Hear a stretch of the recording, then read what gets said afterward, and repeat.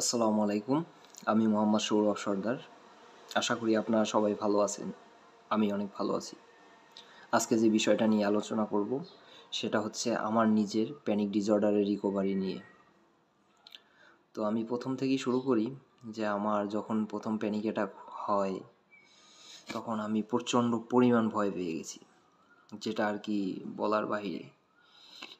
হঠাৎ করে বুক ধড়ফড়, মাথা ঘোরা, চারদিক মনে হচ্ছে যেন অন্ধকার হয়ে আসতেছে। আমি এখনই মনে হয় যেন মারা যাব, হাত পা কাঁপা শুরু হয়। তো তারপরে থেকে আমার অনবরত মাথার ভিতরে ওই চিন্তাটাই ঘুরতে থাকে যে আবার কখন হবে, আবার কখন হবে। এই চিন্তাটা হলে আরও বেশি হতো। তো আমি বাইরে যেতে ভয় পেতাম, যদি বাইরে গেলে এই সমস্যাটা হয়। তো যত আমি ভয় পাচ্ছি দিন দিন আমার সমস্যা বাড়ছে। তো আমি তখন বুঝি নাই, আমি বাইরে গেলে কাউকে না কাউকে নিয়ে যেতাম, ফ্যামিলির বা বন্ধু বিশ্বস্ত কাউকে নিয়ে যেতাম, যে আমার কিছু হলে ও আমাকে নিয়ে আসবে, এরকম একটা কিছু। তো তারপরে আমি শুরু করলাম ডাক্তার দেখানো। আসলে রোগ নিয়ে চিন্তা। মাথা ব্যথা করলে মনে হতো যে হয়তো আমার ব্রেনের কোনো ডিজিজ হয়েছে বা স্ট্রোক হয়েছে। বুকে ব্যথা হলে মনে হতো যে আমার হার্টে কোনো সমস্যা হয়েছে। শুরু করলাম শহরের অনেক বড় বড় ডাক্তার দেখানো, যেমন হার্টের ডাক্তার, নিউরোলজিস্ট, তারপরে নাক দিয়ে শ্বাস নিতে কষ্ট হচ্ছে, এই জন্য নাক কান গলা বিশেষজ্ঞ ডাক্তার দেখালাম।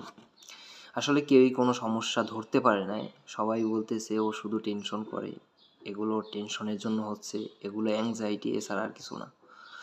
আমি তো মানতেই চাইতাম না। আমি বলতাম কিসের টেনশন, আমি কোনো টেনশন করি না, হয়তো বা ডাক্তার ভুল বুঝছে। তো ফ্যামিলি এক পর্যায়ে আমাকে আর চিকিৎসা করাবে না, তো আমি একা একা ডাক্তারের কাছে চলে যেতাম, কষ্ট হলেও চলে যেতাম, যে না আমার সুস্থ হতেই হবে, আমার এত সুন্দর জীবনটা এরকমের নষ্ট হয়ে যাচ্ছে। আমি চলে যেতাম একা একা।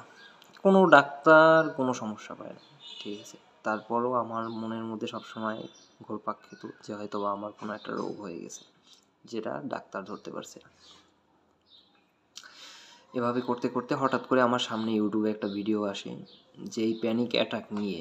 আমি এর আগে তো জানতাম না, বা আশেপাশে এরকম তো সচরাচর খুব কম মানুষেরই হয়, যে আশেপাশে কারো যদি জ্বর হয় তাইলে আমরা বুঝতে পারি যে জ্বর হলে কী কী সিমটম হয়, কিন্তু এই সমস্যাটা, এই মৃদু রোগটা তো সবার হয় না।